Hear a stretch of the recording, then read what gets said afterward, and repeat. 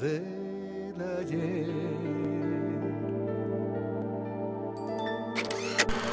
Te manda la luna de un gancho al corazón. Cuando se hace la UDP, ¿dónde estabas? La UDP, la UDP se hace En Caracas. en Caracas. ¿Qué año se hace? Yo volví aquí el 79. Ya. Yo volví el 79, ya hubieron las elecciones, el fraude de Pereda y no sé qué líos, cosas más. Hubo esa amnistía que dictó Banzer para los profesionales. Yo me volví ya del Brasil ya con toda mi familia.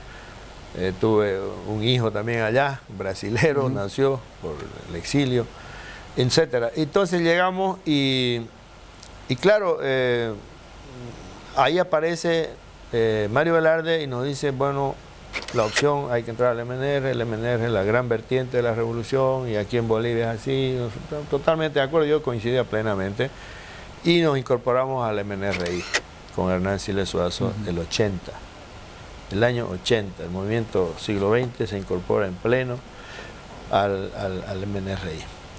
Y a partir de ahí ya empezamos una actividad ya mucho más intensa. El 80 yo no era candidato de nada, ¿no es cierto? El 82 viene el golpe de García Mesa y viene un problema serio. El día del golpe yo estaba en La Paz. El 16 de julio, el día antes del golpe del 80, el doctor Siles me mandó a llamar para que yo vaya, porque yo había recibido información clarísima, que aquí todo era Vox Populi, los amigos que uno tiene le cuentan todo, sí, de que el golpe estaba firme. Y allá todavía dudaban, no, ¿cómo va a haber golpe? Yo le dije, ¿Vos sí, vas a decirle así, les va a haber voy golpe? a La Paz en la noche del 16 de julio todavía, y al día siguiente llegué allá, y le conté en una reunión, les dije, hay el golpe, así que no hay vuelta. Hay que prepararse para la resistencia. Y para la clandestinidad, por supuesto. Primero no pensamos que caiga, pensamos que iba a haber resistencia, qué sé yo, con las experiencias del 71, que en La Paz no, esa gente se rebelaba, etc. Y al día siguiente, tempranito, el 17 de julio, me cita el doctor Siles a su casa, que quedaba justo ahí en San Jorge, al lado de la casa presidencial, ¿no? Y estaba conversando con él y le volví a ratificar cuando viene la noticia del levantamiento de Trinidad. Y le dije, doctor Siles, no hay vuelta, este es el golpe. ¿Vamos a escondernos? Vamos a reunirnos, vamos a resistir. Ah, ya. Entonces, vámonos a la sede del partido. Había una oficina ahí en la calle de Comercio, en la calle Mercado, perdón. La oficina del MNRI, nos fuimos ahí. Ahí ya estaba reunida gente de la UDP, estaba Oscar Eid, ahí estaba Walter Guevara, Arce, estaba también Toño, creo, en fin, y todos los del MNR, estaban todos reunidos ahí, y la idea era ir a la COP para... Algunos salen hacia la COP, efectivamente. No, ahorita te cuento, esto es histórico, además yo lo he vivido. Claro. A la COP, y yo le digo al doctor Siles, vámonos al Palacio. Vamos a hablar con Lidia Gayler, con la presidenta, para ver qué tiene ella y de qué manera podemos resistir esto, porque esto es golpe y no hay vuelta. Pero además, la señora Gayler tenía buena COP. relación con el doctor Siles. ¿Quién? La señora Gayler. Claro. Sí, Claro, ella fue, como MNRista, ella fue de las mujeres que más apoyaron al doctor Siles. Sí, no, claro. Ella estuvo siempre en la línea, era una mujer de vanguardia y de lucha dentro del MNR. Claro. Entonces, lógicamente tenía una buena relación, etcétera, etcétera. Y entonces, vamos a la COP, no, que vamos al Palacio, y fuimos al Palacio. Y llegamos al Palacio, entramos, Toño Araníbar, Samuel Gallardo Lozada, que fue presidente de la Cámara de Diputados, claro, después, con Paz Extensor. Sí. Samuel Gallardo Lozada, el doctor Siles, una seguridad que él tenía, que ya murió, que se llamaba Ángel Cardona, un ex policía, y yo.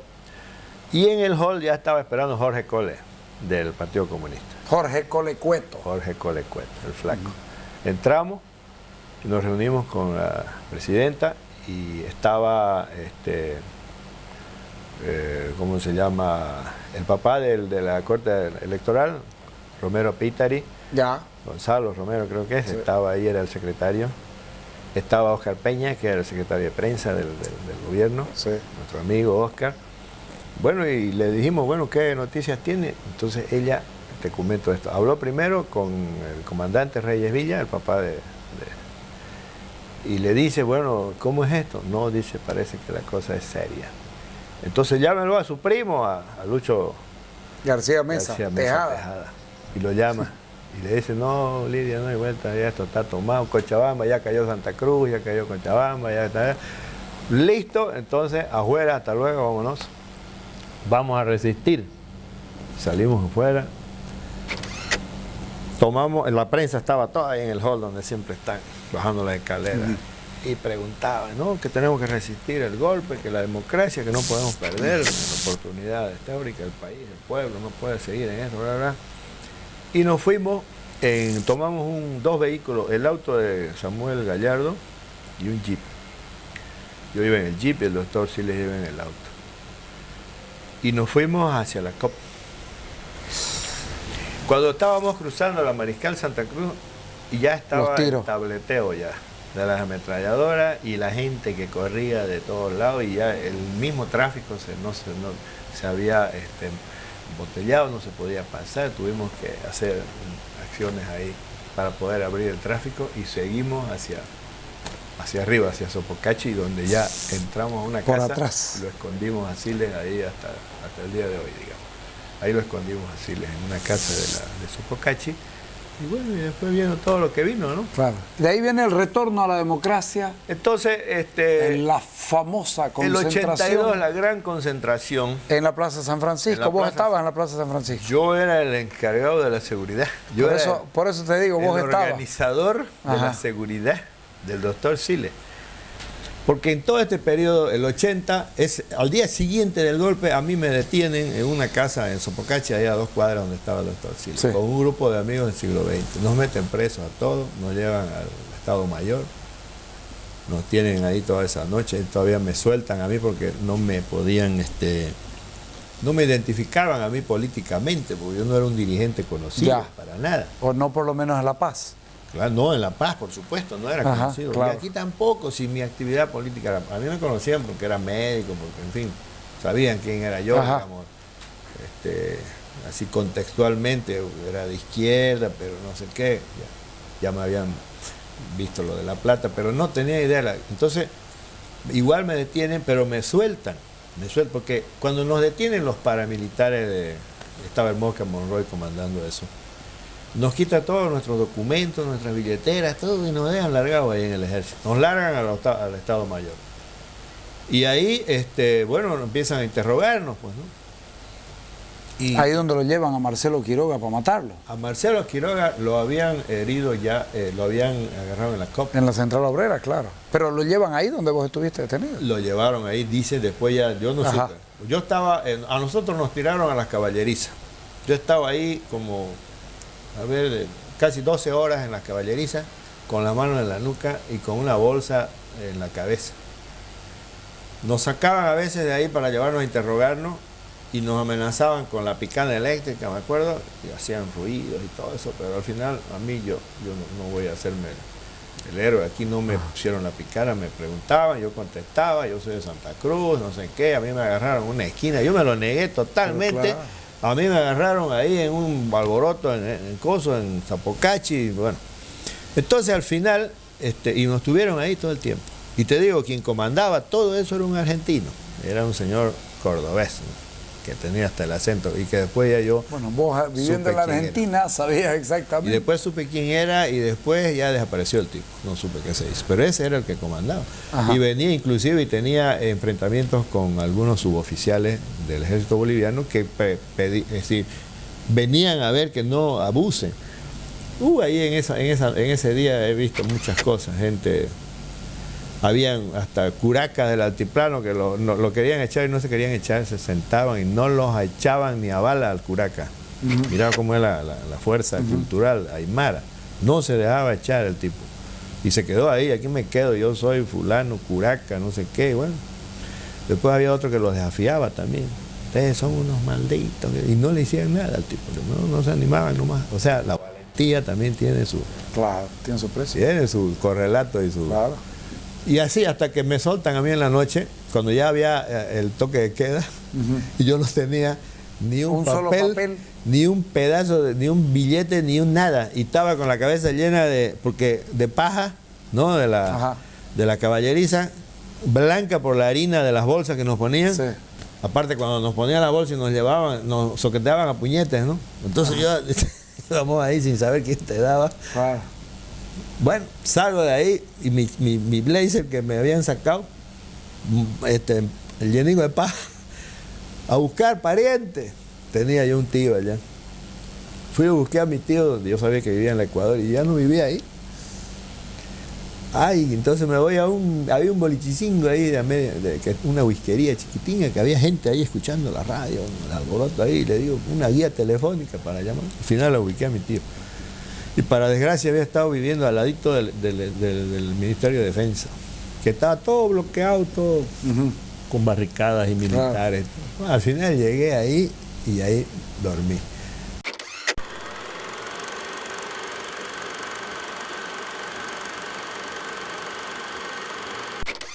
Oiga, Bueno. pero esa fue la construcción del Plan 3000 en una reacción muy rápida. Santa Cruz tuvo la habilidad de reaccionar rápido siempre ante elementos como estos. No, La porque inundación fue tremenda, oiga. Yo Pero pero yo te usted digo tiene eso. razón. La de febrero la dejó a la gente como tranquila en el sentido de, bueno, esto fue todo, claro. ¿no? Pero nunca pensamos ninguno que venga el agua de marzo. Claro, pero el problema, digamos, es que el río Piraí no tenía pues curso, no tenía el río Piraí era divagante, ¿no es cierto? Sí. Entonces nosotros hicimos algunas consultas y podía venir el segundo turbión, porque había llegado el niño, estaba el proceso Sí. del niño, ¿no es cierto? Y definimos una línea roja, ¿no? Y esa gente la sacamos, o sea, la sacamos allá. Alguna gente se volvió y alguna gente que se volvió se la llevó al río. Claro. Y ellos saben que se la llevó al río. Hasta ahorita no se ha contabilizado la cantidad de gente que se llevó al río. Si nosotros no hubiéramos sacado a esa gente, y no estoy echándome loas encima, ¿no es cierto? Si no hubiéramos sacado a esa gente, la cantidad de víctimas que hubiera provocado la inundación del río Piraí sería incontable en este momento. Estoy hablando de 100, 200, 300, 500 personas muertas. Con ustedes comienza la idea, porque recuerdo que el Parlamento aprobó rápidamente la creación del CEARPI o de un sistema de regularización de la cuenca, justamente por gestiones de ustedes a partir de ese asunto. Mi padre es el que presenta en el Parlamento el proyecto y se aprueba Claro, inmediatamente. No llegan los fondos, es cierto, pero por lo menos la idea está y seguramente ustedes trabajaron en Bueno, levantar coño los vamos, ¿no? datos. Porque digamos, es una labor técnica que escapaba un poco, digamos, a nuestro dominio, Claro. ¿no es cierto? Sí. Pero yo quería referenciarte una cosa que me parece importante. Nunca lo he dicho, por modestia inclusive, ¿no? Ese año, el año 83, del Niño, en toda América, ¿no es cierto? Hubieron inundados en Brasil, en Perú, en Chile, en Paraguay, en Argentina, en todas partes, ¿no es cierto? Y hubieron también miles de damnificados por el hecho. Cuando nos sacaron a nosotros, no después de agosto, por razones que no vale la pena explicar, nos llegó una carta de un organismo internacional, no sé si ONUDI o ONU, esos órganos, digamos, de apoyo de las Naciones Unidas, ¿no? Donde reconocía que el único asentamiento exitoso en América Latina era el Plan 3000. ¿Ah, sí? Sí, porque a los paraguayos, por ejemplo, lo dejaron en el río, a los brasileños lo dejaron en el río, a toditos lo dejaron en las orillas de los ríos. Y el único asentamiento exitoso fue el nuestro. Modestamente lo digo. El Plan 3000 existía como nombre del plan que era en esa época era CONAVI. ¿Se acuerda? Sí, Consejo Nacional de Vivienda lo tenía el proyecto. No, Plan no era 3000. 3000, Pero ¿quién ubica el lugar?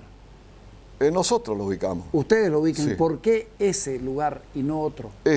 Nosotros, digamos, después de la Usted me primera dice inundación, teníamos 5 lugares teníamos, más o o sea, menos verificamos, ubicados. por ejemplo, en la zona de la carretera a La Guardia, en la zona de la carretera acá a Cotoca, en varias zonas de la ciudad, ¿no? Y se sugirió, por ejemplo, esa zona de San Aurelio, no sabíamos cómo se llamaba, ¿no? porque en realidad era una zona, en primer lugar, alta, en segundo lugar, era monte, no había nadie ahí, salían No los había, tigres, claro. estaban las vacas ahí, ¿no es cierto?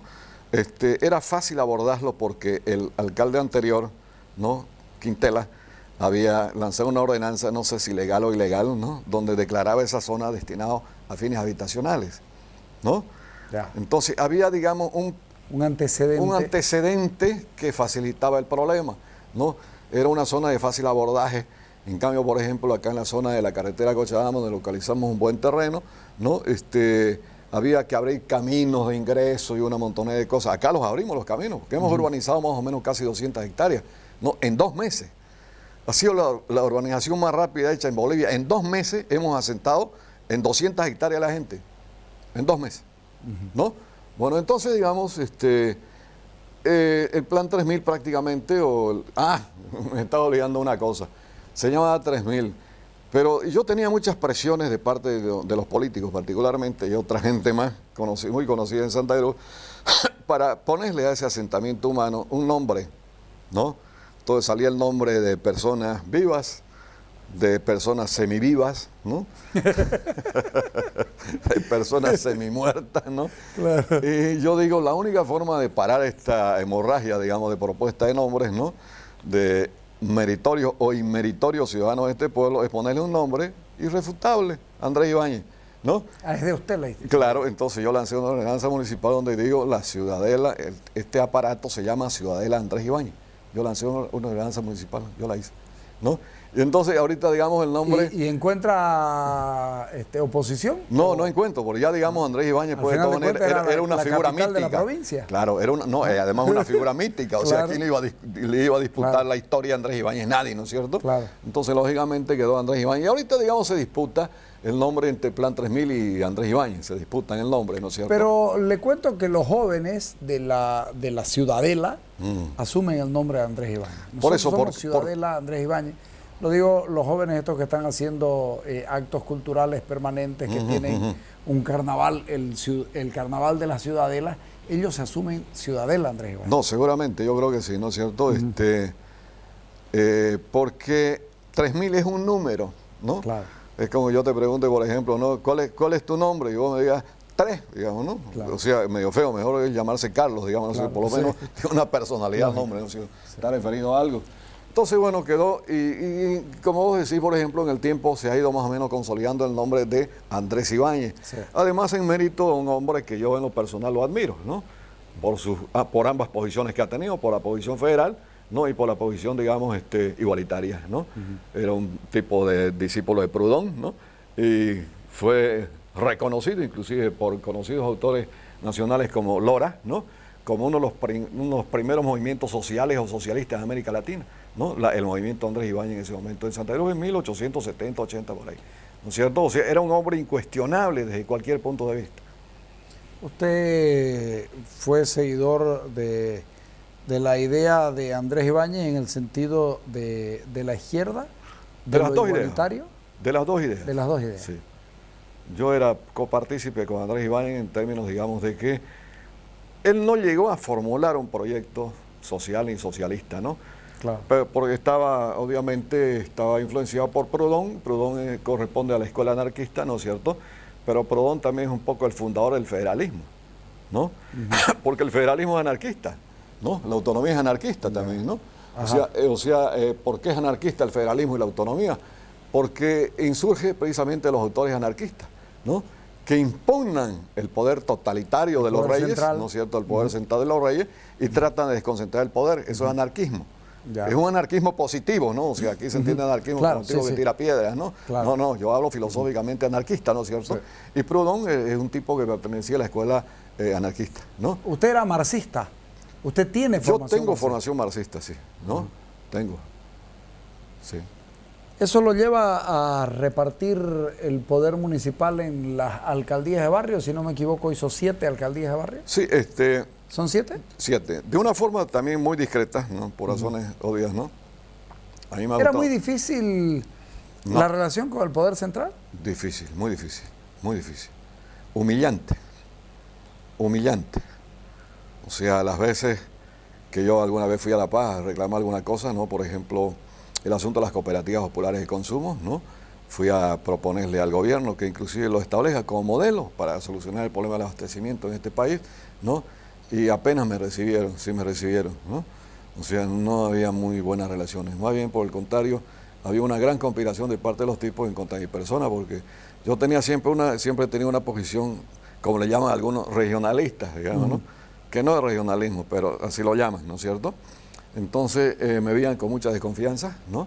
No confiaban en mí, porque no había jurado a la bandera y al escudo nacional, ¿no? Entonces eran unas relaciones muy tensas, ¿no?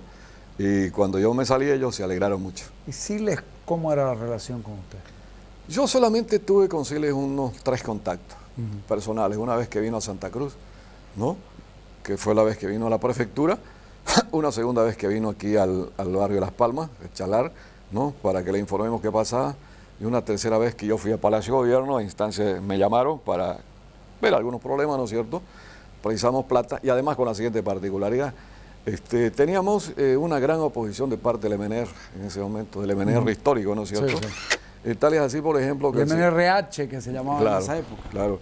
Tal es así, por ejemplo, que el señor Garreta Ayllón firmó una ordenanza municipal, estamos en el año 83, ¿no?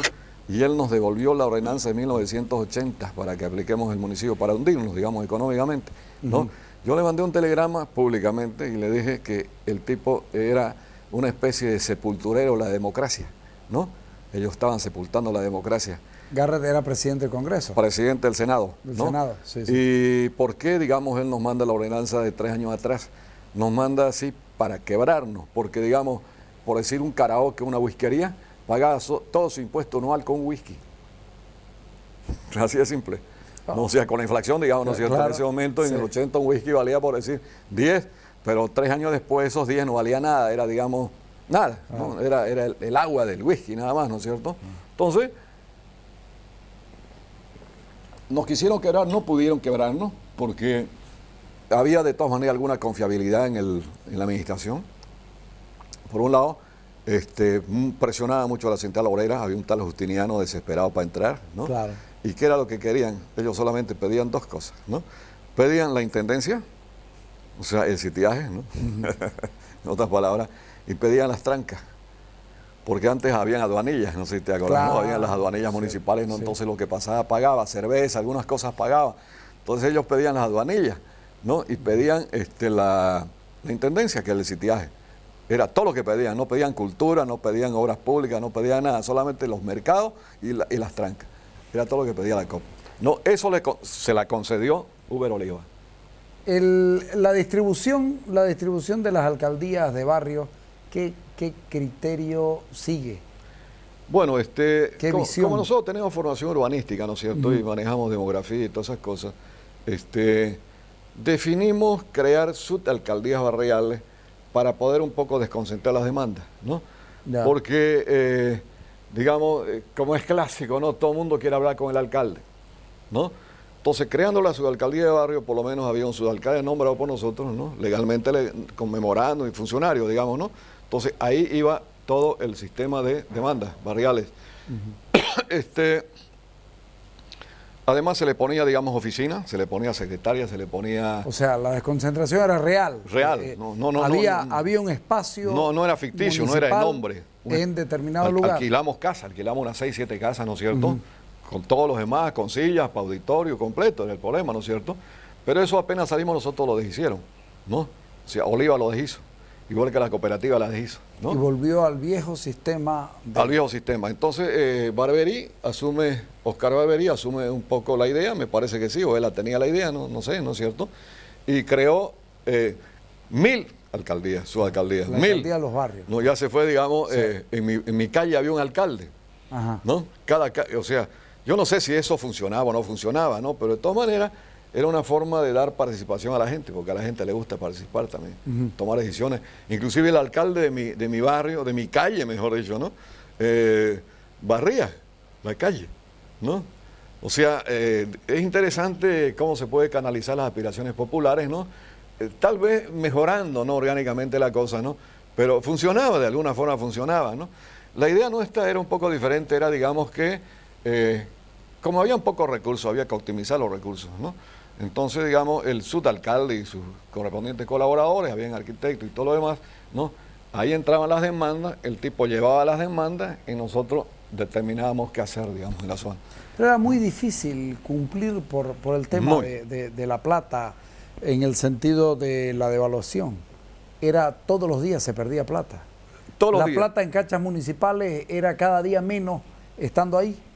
Desde luego, ahorita por ejemplo, la alcaldía municipal debe tener, no sé exactamente, un ingreso de unos 100 millones de dólares, 120 millones. por ahí, ¿no es cierto? Sí. Entonces, un tipo con 120 millones de dólares rejuvenece unos 50 años, por lo menos, ¿no es cierto? Es bonito, ¿no? Claro. Ajá. Bueno, pero yo creo que en esa época lo que más o menos manejaba la alcaldía municipal era $1 millón, hablando en dólares, no más que eso. $1 millón. Sí, no más que eso, Ajá. ¿no? Entonces eso daba, digamos, para pagar el personal, ¿no? Para ciertos programas especiales, por ejemplo las cooperativas. Nosotros soportamos todo, además de las donaciones, soportamos todo el costo de la inundación, ¿no? Gente, choferes, gasolina, mantenimiento de vehículos, etcétera, etcétera, ¿no es cierto? Aldo Peña, ¿no? Era el oficial, era nuestro oficial mayor de cultura, ¿no? Ya. Y todas las semanas había un acto cultural en Santa Cruz. Todas las semanas, ¿no? A diferencia de, ¿no? Pero digamos, todas las semanas. Aldo Peña se encargó, digamos, de preparar programas, ¿no? Con embajadas, con consulados, con grupos, traía gente, traía exposiciones de todas partes del mundo, inclusive, ¿no? Ahí en la Casa de la Cultura, toda la semana había un acto cultural, ¿no? Y después eso desapareció, ¿no? Recién un poco se ha rescatado el ¿La problema de cooperativa cultura. cruceña de cultura funcionaba en esa época? Funcionaba. Cuando usted era alcalde, estaba en vigencia. La cooperativa cruceña de cultura la creamos nosotros más o Claro. menos en 1975 aproximadamente, ¿no? Sí. Editaba su periódico. Pero además fue un proyecto cultural interesantísimo. Sí. Sí. Después, digamos, se disolvió un poco eso, ¿no? Ya por razones muy difíciles de De mantenimiento. Además, por razones de mantenimiento, debe haber sido en las imposibilidades de tener mayor cantidad de dinero. La UDP en su gestión económica fue un desastre. Y eso cortó las posibilidades de proyectos que nacían en lo cultural, es decir, proyectos que necesitaban apoyo, se fueron quedando El gobierno pues reduciendo. no apoyó absolutamente nada, ¿no es cierto? O sea, hasta nuestra gestión, nosotros manteníamos la alcaldía, ¿no? Pagamos el personal, las maquinarias, todos los que raspaban, no había pavimento, ¿no es cierto? Las calles, raspar las calles, todas esas cosas, mantener mercados, etcétera, etcétera, todo lo elemental, digamos, ¿no es cierto? Después de nuestra salida, a partir de ese momento, el gobierno central asumió, digamos, bancó las alcaldías municipales, ya no tenían capacidad de recaudación. Usted no coordinaba, entonces debo entender de que usted coordinaba muy poco o no coordinaba con La Paz. Usted había recibido una alcaldía y dijo, bueno, yo soy el alcalde, mi responsabilidad es ser alcalde y es trabajar por la ciudad y Las alcaldías... y no tengo plan político. ¿Le impusieron gente a usted? Nadie. ¿Usted no tuvo Nadie, o sea, militantes? No, o sea, llegaban todos los días, pues... ¿No tuvo cuotas políticas? No. O sea, llegaban todos los días, por ejemplo, no digo centenares, pero por lo menos decenas de recomendados políticos, ¿no es cierto? Yo no acepté ni uno, porque además había una particularidad. El municipio, digamos, como tiene un personal, tiene más o menos 2.000 funcionarios, ¿no? Por semana, por decir algo, ¿no? Que se van dos. Se van por cualquier razón, porque se van a España, porque se van al campo, lo que sea. Entonces yo adopté una política que me pareció más o menos interesante y plausible, ¿no? Digamos, yo dejaba que la gente se vaya y no contrataba a nadie. Entonces el problema, la idea era reducir personal para que haya más plata, digamos, ¿no es cierto? Y eso nos dio un poco de solvencia. O sea, no aceptamos absolutamente ningún tipo de imposición. Y por eso, digamos, nos tironeaban por la cola todos los días, ¿no? De todos lados. No, porque no aceptamos las imposiciones del gobierno central ni de los políticos locales.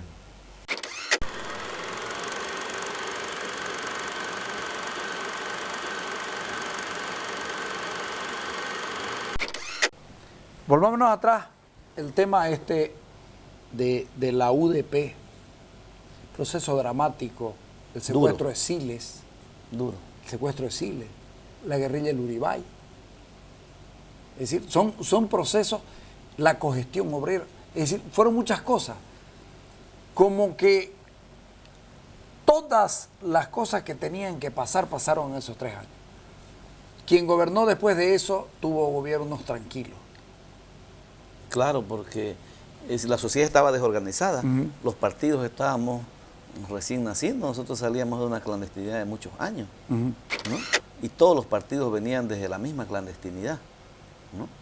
O sea, y los partidos que, como el ADN, no eran clandestinos, pues no estaban formados, que era lo mismo que igual, ¿no? Entonces, todos tuvimos que empezar a organizarlo al país desde el punto de vista político, en la democracia, en todas las instancias sociales.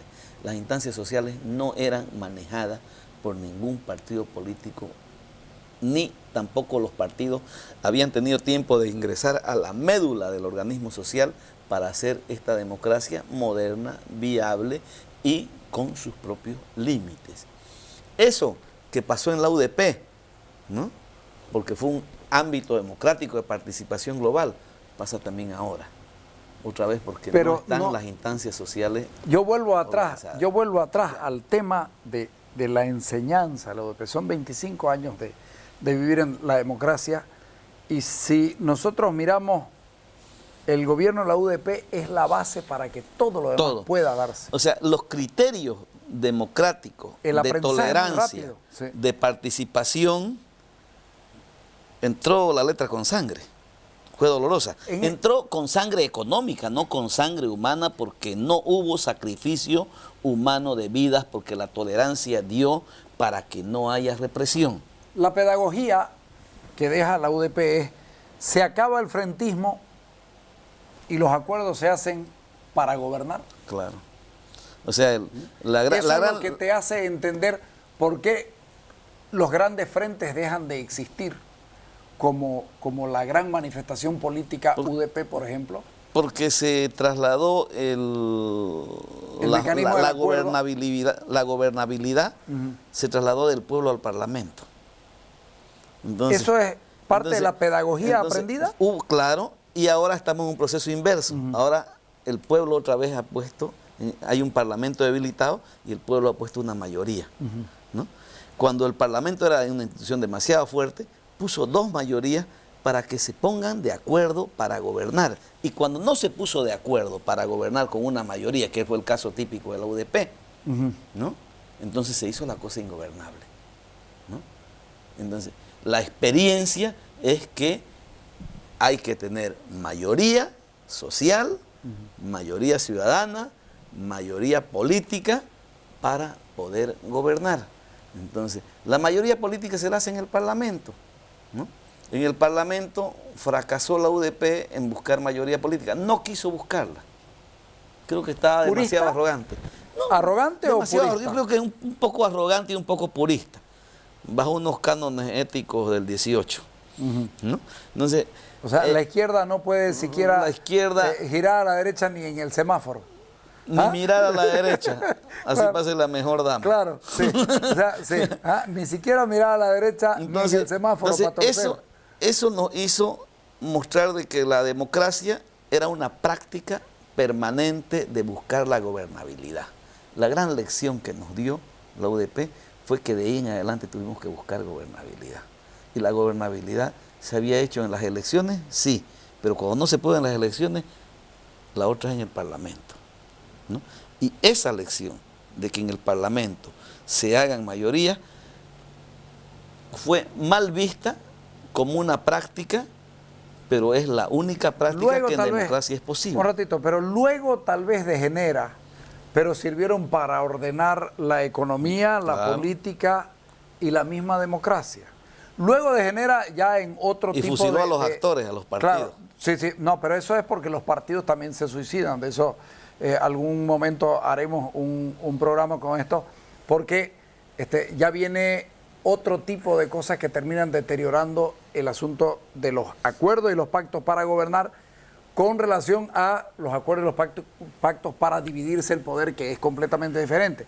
Pero la pedagogía que deja la UDP, un frente impresionantemente grande. Pero además los pueblos, ¿cómo asumieron? O sea, Santa Cruz asumió el gobierno de la UDP, ¿no? Siendo que la UDP había tenido el voto bastante minoritario en Santa Cruz, había ido creciendo, pero salió tercero aquí. Claro. Entonces, no logró meter un senador. No logró meter un senador. El gran objetivo era meter un senador. No logró meter, entonces, pero esa comunidad admitió las autoridades y las tomó como sus autoridades. Por eso la sociedad cruceña de repente es la sociedad democráticamente más participativa y más abierta que hay. Entró al modernismo dándose cuenta que no podía tener una economía moderna y una política del siglo XVIII, sino que era como una política moderna. Y la política moderna era el aprendizaje de la democracia y de reconocer nuestra diferencia y vivir con nuestra diferencia. ¿Cómo se frenaba tanto ímpetu, cogestión obrera, obrero patronal, cogestión obrera con el Estado, en las instituciones del Estado? Curiosamente, los partidos políticos muy poco democráticos. No hubo tiempo para democratizarse. Los partidos políticos entramos, nos largaron a la cancha sin entrenar. Vos que sos lector de tanta cosa, estos 3 años nuestros en otros países llevaron hasta 10 y 15. Claro, porque nuestra sociedad fue más rápida en adaptarse y además porque nuestra sociedad tenía en sus partidos, ¿no?, instrumentos clandestinos pero organizados. Todos los partidos tenían su mínima organización. Los partidos fueron un gran aporte a este aprendizaje, a esta pedagogía. No creo que haya democracia sin partidos, ¿no? Los que sufrimos y los que fuimos los victoriosos, fuimos los partidos, de una forma o de otra. Los partidos nos adecuamos a la vida democrática. Estás hablando de organizaciones políticas. En este momento vos encontrás que estabas hablando de momentos como estos, liderazgos de personas más allá que de liderazgo de partidos. A esto me iba yo. Paz Estenssoro con su MNR seguía siendo Paz Estenssoro. Claro. Pero también era MNR. Era MNR. También era una sólida organización política. Claro. UDP era más compartidito. Era más compartidito. O sea, era una personalidad fuerte, un liderato como el del doctor Siles, un MNR ya no con un aparato un MNRI tan presente, tan organizado y tan diferenciado del MNR, ¿no?, al cual lo apoyamos el Partido Comunista y el MIR, con nuestros aparatos. ¿No? Nuestros aparatos nos sirvieron para impulsar el proceso democrático, pero nos sirvieron para organizarnos internamente al MIR. El Partido Comunista no le interesaba organizarse y seguía clandestino.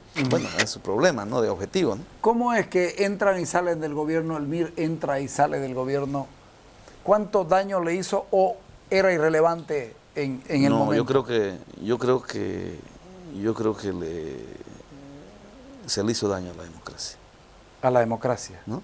Y se le hizo daño al MIR. Ajá. Sí, ¿Por qué se entra y se sale? Por los problemas de hegemonía. Creo que había una incomprensión. ¿Al interior del partido? Al interior de la UDP. ¿O al interior de la UDP? Al interior de la UDP, y nosotros teníamos una moral poco pragmática de lo que era la democracia. Y teníamos el síndrome de la virginidad, ¿no? Entonces, explícalo, a ver. Claro, nadie nos había tocado todavía. Nadie nos había tocado todavía. Ajá. O sea, no podíamos decir que estábamos embarrados porque nunca habíamos visto el barro, ¿no? Entonces, y cuando uno ve el barro, entonces no le queda más que saltar. ¿Ustedes creen que podían caminar por encima del agua y no mojarse? Claro, un acto de levitación política que nunca se da. Claro. Entonces, lo que sí creo que fue una irresponsabilidad el salirnos. La primera vez que pero fue también un acto de fortaleza partidaria, porque nos salimos todos. no se quedó nadie. Entonces, ese día renunciamos moros y cristianos, ¿no? Entonces, en otros momentos ya se hubiese quedado el vivillo, Ajá. el que se adecúa, el que se modela al otro lado. En ese momento, nuestra moral partidaria y nuestra disciplina partidaria era tan fuerte que asumimos el error en conjunto. Entonces, cuando se lo asume el error en conjunto, es menos error. Claro. ¿No? Se distribuye más. Entonces, y cuando volvimos porque empezamos a ver de que era un proceso nuestro y nosotros estábamos afuera. ¿Y las relaciones de ustedes con el MNRI y con el Partido Comunista con el que... Las relaciones ¿cómo con el quedan? Partido Comunista eran pésimas, ¿no? O sea, con el MNRI siempre hubo una relación muy buena, ¿no? ¿Ellos lo veían a ustedes definitivamente como el entronque? En parte nos veían como sus hijos, ¿no? Entonces nosotros nos gustaba. O sea, que- ustedes eran la posibilidad. No veíamos la posibilidad. Nos decían siempre el futuro, y nosotros queríamos que el futuro sea ahora, ¿no? También estábamos apuraditos en eso, ¿no? Pero yo me recuerdo, por ejemplo, Pituco Velarde, que en paz descanse, cuando yo renuncié para salir, me pidió que no renuncie y me hizo hablar con el doctor Siles. Y aún así renuncié y fui y dejé las llaves del escritorio y me salí. Y el doctor Siles esperó 3 meses para poner un sustituto. Siempre pensando, Pituco, que yo podía volver. Pero la disciplina partidaria estaba por encima del valor democrático. Y nuestra moral férrea, ¿no? De no contaminarse, pero cuando después dijimos, bueno, muy bien, para vivir en este mundo hay que estar en el mundo, ¿no? Si no tenemos que ser cartujos, ¿no? Entonces volvimos al gobierno cuando las cosas ya eran Ya más era tarde. irreversibles, más irreversibles. Hay que reconocer, creo que fue una inmadurez, por no decir una irresponsabilidad, haber dejado la primera vez el gobierno de la UDP. Adelantar las elecciones fue una Adelantar buena las medida. elecciones, ¿Salvó la es- democracia? esa fue una decisión del doctor Siles, que no encontró salida. Una reunión en Sucre. Entonces, No, en el obispado. En en La el Paz. Obispado de La Paz. Sí. Entonces, pero la decisión fue personal del doctor Siles, de purificarse él para que viva el proceso. Y en eso nos pusimos todos de acuerdo. ¿Se lo Sabiendo- reconoce a Siles, Pancho? ¿Se reconoce el valor que tuvo el gobierno, en el gobierno de la UDP, este gesto de Siles Suazo? No se lo quiere reconocer porque en política el egoísmo es la carta normal, la excepción es la grandeza. A vos te escucho hablar con un sentido cariño hacia el doctor Siles. Sí, yo me hice amigo de él, hablamos con él, creo que aprendí mucho de lo que era el sentido democrático y de participación del pueblo en un proceso, ¿no? Era un hombre de izquierda que quería el cambio, ¿no? Pero que tenía la paciencia de no herir ni con el pétalo de una rosa al pueblo desde el punto de vista de la represión.